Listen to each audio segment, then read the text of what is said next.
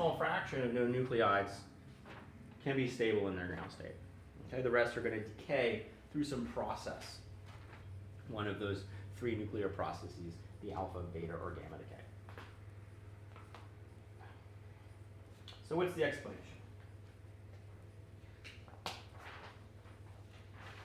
So let's model these atomic nuclei as particles in a square well.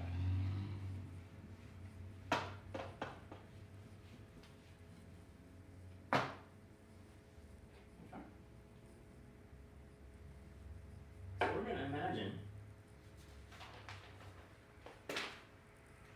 we've got 2 situations, or rather 2 possibilities. One, just neutrons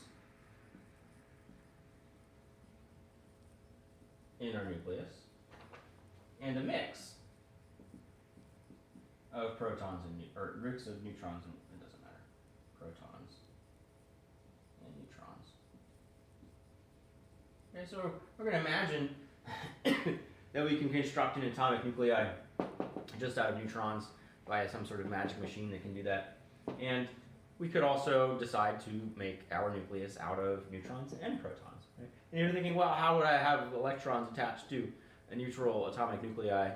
Well, you wouldn't. This is just we're just looking at the nucleus, right? We're not concerned about how the rest of the atom operates, right?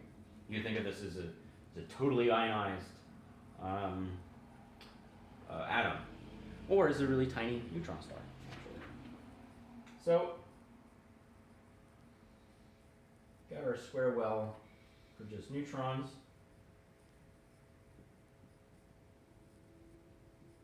So this is neutron levels on one side, proton levels on the other, and of course we're not going to fill in those proton levels for this one, but for this one we will. Again, neutron levels, proton levels. Yeah. And then in energy,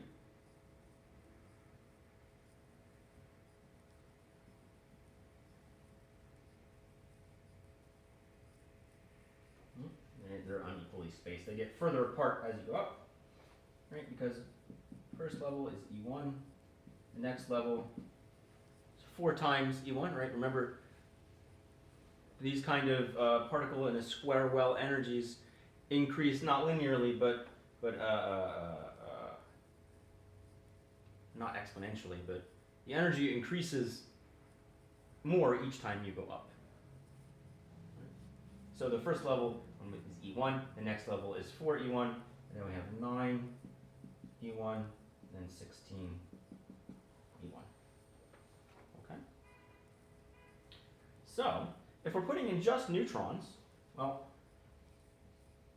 we can put 2 in a level. Neutrons are fermions. Right? The quarks that make up a neutron are fractional spins. Okay, and they can be aligned or anti-aligned in different ways. That's not the scope of this class. But the point is that they stack up like electrons, right? Because of Pauli exclusion principle, I can only have 2 different spin states in the same level of this infinite square well, right? In the same way that if we were talking about electron orbitals, right, we could only put 2 in each electron orbital. So again, to be clear, this is not electron orbitals. These are states of these particles in an infinite square well, right? We're imagining the nucleus as an infinite square well. So let's say we put 6 particles in here.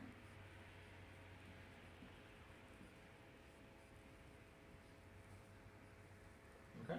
Again, we're just putting neutrons in here. We're not putting in any protons. So I put in 6 neutrons into this atomic nuclei according to Pauli exclusion principle, and this is the lowest energy state, obviously. I could, via whatever mechanism, excite these, and then more would drift up into the higher energy states. But we're just saying this is sort of a ground state. But then if I want to have the mix of neutrons and protons,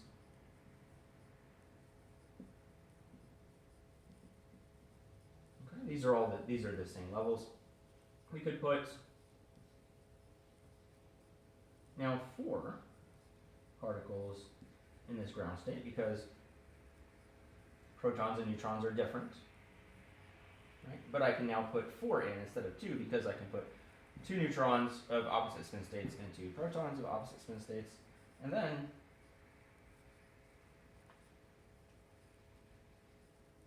I see that I can put these protons and neutrons into lower energy states. Okay? So the energy of the neutrons in total is going to be 16E1. Those are the ones that are in level 4. Right? We've only got 1, but it counts for 16 units of energy. Then we have 2 times 9 E1. We've got 2 in this level. So that would be level 3. And then plus 2 times 4 E1. This of course now is level 2. And 2 times 1 E1. And this is 1, the ground state level. So this gives us 44 units of energy. Now if you follow through with that same logic with this mix of neutrons and protons, we see that the energy of that mixture is equal to 16 units of energy.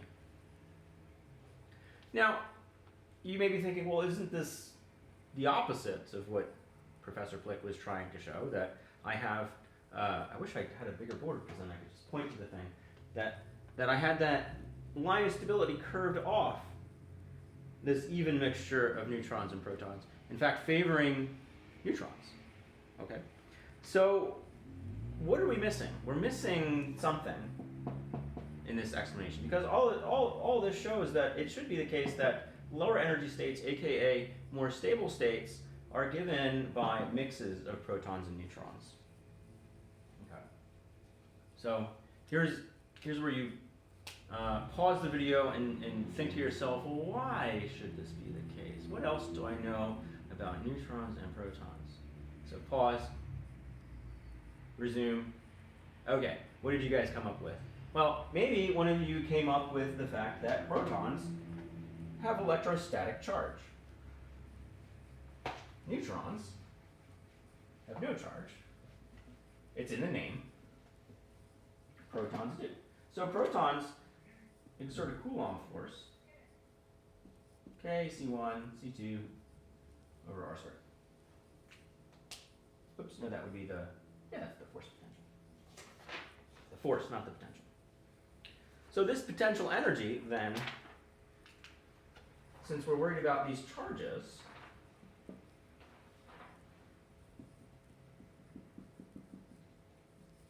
goes as Z squared. Okay? Therefore, as Z gets large, it will become less energy intensive to put 2 neutrons in rather than a neutron and a proton. Right? So we saw that we get to higher and higher energy level states by filling in those diagrams with just neutrons, but that wasn't the whole picture, because putting in those protons, right? Imagine I have 100 protons over here. They're going to have some really big electrostatic charge, some really big positive electrostatic charge. So to move in a new proton into that nucleus is going to take some energy, right? And that energy is going to go into the energetic arrangement of that nucleus and make it sit in a higher level energy state that is a less stable energy state.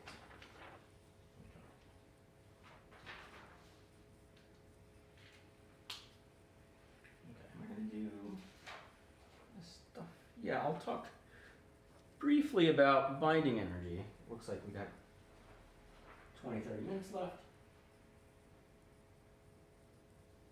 All right. So as we're taking this proton and moving it into this nucleus, right? At some large distance, I have my electrostatic force, right? This repelling force between the nucleus, which is a bunch of protons, and this one new proton I'm going to put in. So imagine if I'm trying to build a nucleus by putting in one particle at a time, right? It's going to get progressively harder, first of all, to put in protons, and also as I put in more particles, I'm going to have to do more work, right? The force over the distance I have to move this object or this proton into the nucleus to build it up. I do more and more work, therefore I'm putting in more and more energy, but once I get this thing close enough, right, that electrostatic force between the two positive charges is overwhelmed by the much stronger nuclear force, so it's harder and harder and harder to get these things together, and then all of a sudden, click, they snap together. Okay? That nuclear force, which works only at short ranges, very, very short ranges, takes over, and these two things sort of snap together. Okay? So I've put more energy into the system, but it's now in sort of a static state. Right? Maybe it'll decay, maybe it won't, but for at least an instant of time, it's static. So where does that energy go? Well, it's still there, stored in the potential energy of the nucleus. Okay? And in fact, we know from special relativity that energy and mass are interchangeable. We have E equals mc squared. Therefore, as we put in more particles into this nucleus and they sort of snap together under the influence of the strong nuclear force, what we're doing is actually increasing the mass of the atom, not just by the particle we've added, but also by the equivalent mass from its binding energy. Right? The energy it took to bring in this particle from infinity and snap it into place here. So if we look at if we look at the total amount of mass that's going to be present, well, we've got mass of the nucleus times c, or rather the total energy from this. We've got the mass of the nucleus times c squared.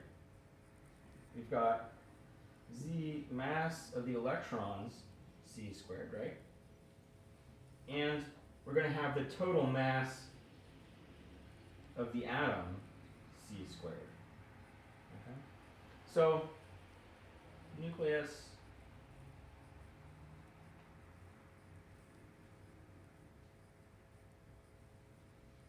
electrons, and what is measured to be the total mass of the atom. And this is going to be delta m c squared. So this is called the binding energy, or the atomic binding energy. So this missing mass that comes just from adding new particles into this system. Okay? So the B atomic is very small compared to the B nuclear, right, which would be everything else essentially. So we can ignore it typically. It's kilo electron volts compared to mega electron volts. So for the nucleus, B nuclear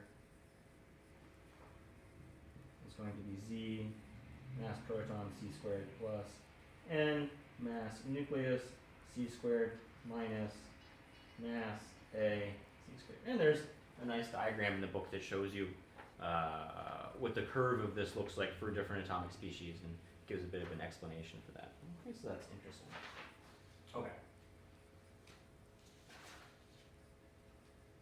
So there are 3,000 nucleides, 257 of them are stable. Okay, we know that they move between these states by a nuclear radiation. But how does the nuclear radiation process actually work? How does nuclear decay and radioactivity actually work? Right? So radiation is sort of an old-fashioned term, and it can mean both electromagnetic radiation, right? Electromagnetic waves traveling through the air sustainably as sort of a Maxwell wave or a photon or however you want to envision that. It can also be an actual massive particle moving around through space, right? So it can mean either thing, so it's sort of ambiguous. Radiation from a radioactive material is not constant, but slows with time. This means that it's a probabilistic process, right? If we had a constant rate of radiation from some object, imagine this was a lump of radioactive material, and if it just shot out in whichever direction a piece of radiation at regular time intervals, well, then we say this is not probabilistic, right? Because it's clearly regulated by some internal mechanism. But the fact is that radiation sort of decreases with time. That means that each particle in this radioactive object, whatever that might be, has some probability at some particular time to radioactively decay. And as time goes on, more and more of those chances are used up because those particles have already radiated, have already dropped down into a lower energy, more stable state. So the amount of radiation emitted by a radioactive material decreases with time. Okay, so before we talk about the actual mechanisms of radiation, let's talk about the nature of this probabilistic process. So we're going to imagine that we have a single atom in isolation. Oh, you know what? Okay, quick note. So when I wrote the pages originally for you to read, I wasn't taking into account that I had been planning to. So what I just finished was originally last semester, just one lecture, which, as you can see, since it's only about 47 minutes, wasn't enough time for the whole lecture. So I'm combining it with some of this lecture. So there's some stuff now that wasn't in the original header. So the stuff I'm going over now is 522 to 541. For next class, 542. Next class, 568. Okay, so what I guess I actually recommend you do now, since I don't want to go back and re-record everything, is pause, go read these pages, and then recommence with the lecture. Okay, pause, and we're back. Okay, so where was I? Yeah, so we want to talk a little bit about the nature of these probabilistic processes before we talk about the actual mechanisms of nuclear radiation. Okay. So imagine we have a single atom in isolation, or single nucleus in isolation. We're going to have this lambda, which is the decay constant. Right? Which is just, well, defined chance that atom will decay in some period of time. Okay. So we know just from basic definitions and derivatives in calculus that dn, the change in the number of radioactive nuclei after they radiate, or as they radiate, with respect to time, can be equal to negative lambda n as a function. This is also a function of time. I didn't write it. So this is how many decay per dt.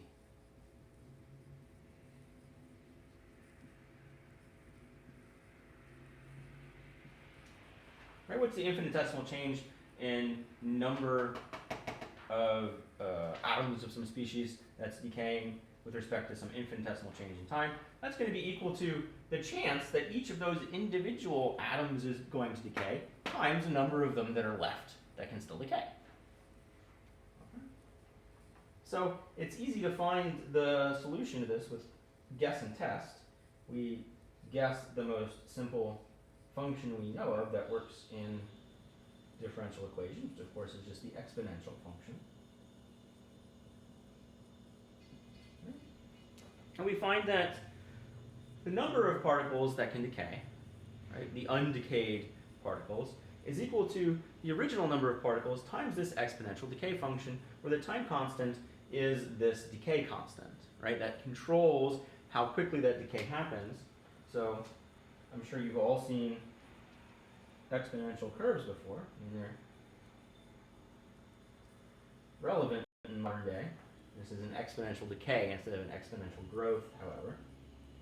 Now we're going to start off with some original amount of particles, right? T equals 0, this is just nt equals n. And then it drops off as an exponential curve. Of course, this curve never entirely reaches 0. I guess in physical principle it does, because you will eventually have one last particle. But as a mathematical function, it never quite goes to 0.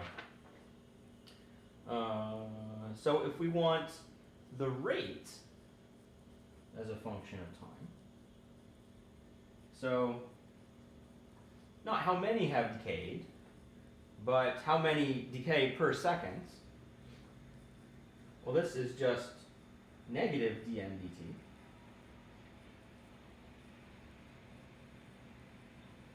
I should have planned this out a bit better.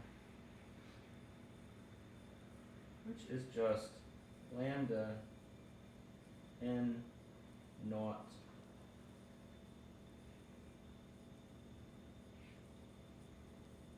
e negative lambda t. And both, of course, are exponential, right? As fewer particles are available to radiate, the rate of the radiation decreases.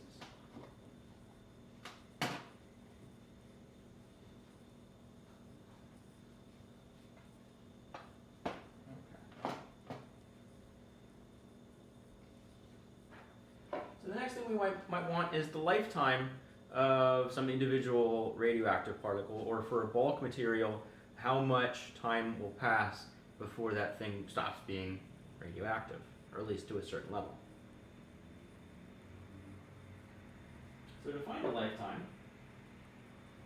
we're going to look at expectation values, essentially. So again, it's all about probability. Expectation value of t is going to be the integral. So the lifetime is going to be integral dt times t, the thing we're finding the expectation value of, times, of course, the distribution function, which is going to be some f of t.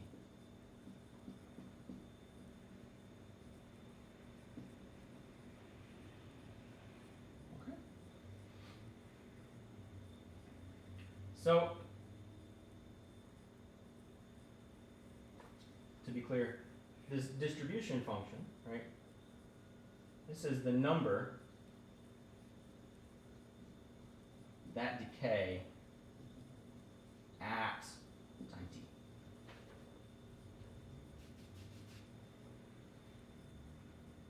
So, sorry for drawing weird arrows all over the place. So the number that decay at some time t is going to be equal to lambda n as a function of time over n naught. All right? From the previous board, right, that same nt times that time constant divided by the original number. Okay. And this, of course, is then just plugging in e negative e lambda t.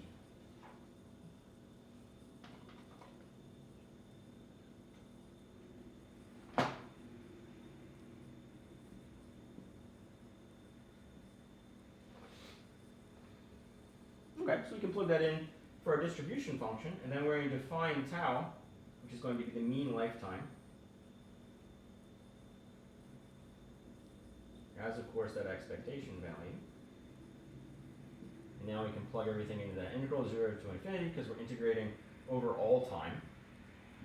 dt t lambda, taking this guy, e and negative lambda t, and we get the mean lifetime is 1 over the decay constant, lambda.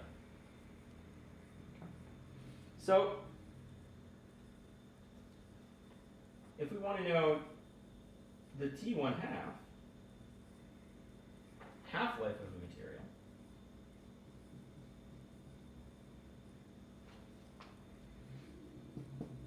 we'll set this up.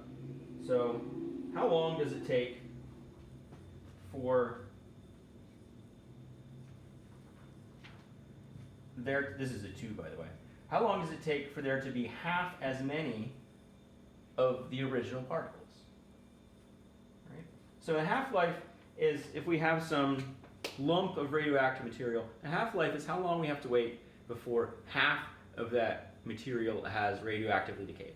In other words, it's got half as much nuclear mojo left as it did when we started out. So when is there half of the original number of particles? Well, that's just going to be and not E negative lambda T 1/2, right? Using this same function, right, that we started out with. At what time do we have T 1/2? So we can just solve this. T 1/2 is equal to natural log 2 divided by lambda, which is natural log 2 times tau, because tau is the inverse of lambda, and this is equal to 0.693 tau. Okay, so that's a simple relationship between the half-life of a particular nuclear species and its mean lifetime. So, if we remember from before, we had defined,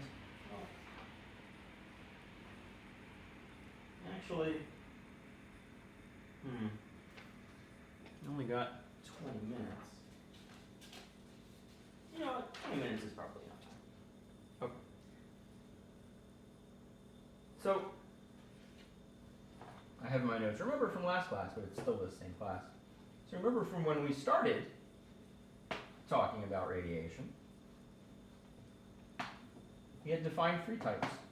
And these were based on empirical evidence, right? Classifying how deeply things penetrated into a material and how likely they were to ionize things. So we have alpha rays, beta rays, and gamma rays. Okay. So this is the direction of penetration. And this is ionizing. Potential to cause ionizing. Ionizing. All right, each of course is a result of a different type of nuclear decay. There are 9 or more modes of nuclear decay that nuclides undergo as they travel towards a stable configuration. So we're going to talk about the 3 most common. As these particles decay, they must obey conservation laws, right? This is a process that takes place in our universe, and there are conservation laws which you cannot get around unless you believe some very weird people. Weirder even than me.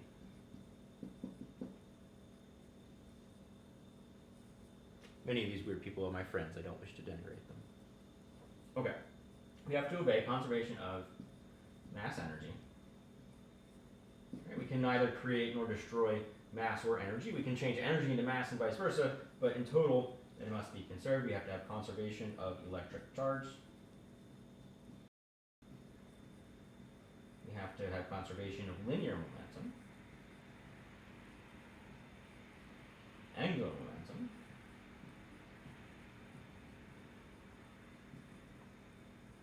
nucleon number,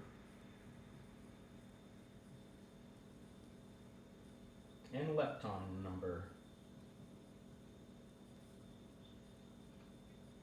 Right. Lepton number is, well, lepton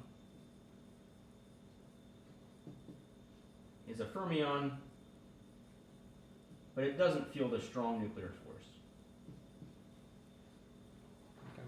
So examples of leptons are electrons, the most important one, muons, taus, and their associated neutrinos. Okay. If you've never looked into particle physics, there's a whole zoo of different types of particles. Electron, muons, and taus are sort of fundamental, although only electrons are stable, muons and taus are not, and each one has a flavor of neutrino associated with that. We'll talk more about that stuff as we move on. Okay.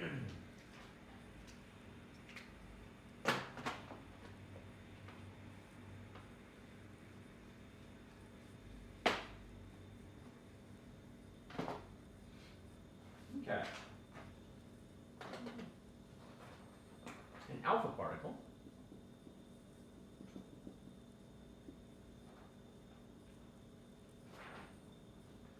is 2 neutrons and 2 protons that have escaped the nucleus. So 2 neutrons and 2 protons team up and make a prison break, and they get out of the nucleus. Okay, so this would be like a double ionized helium atom, essentially. So how does this happen? Well, we'll draw the potential function of the nucleus as much as we can say we know what it looks like. And again, it's very complicated what it actually looks like. Supercomputers are used to model them. Still are in many ways inadequate.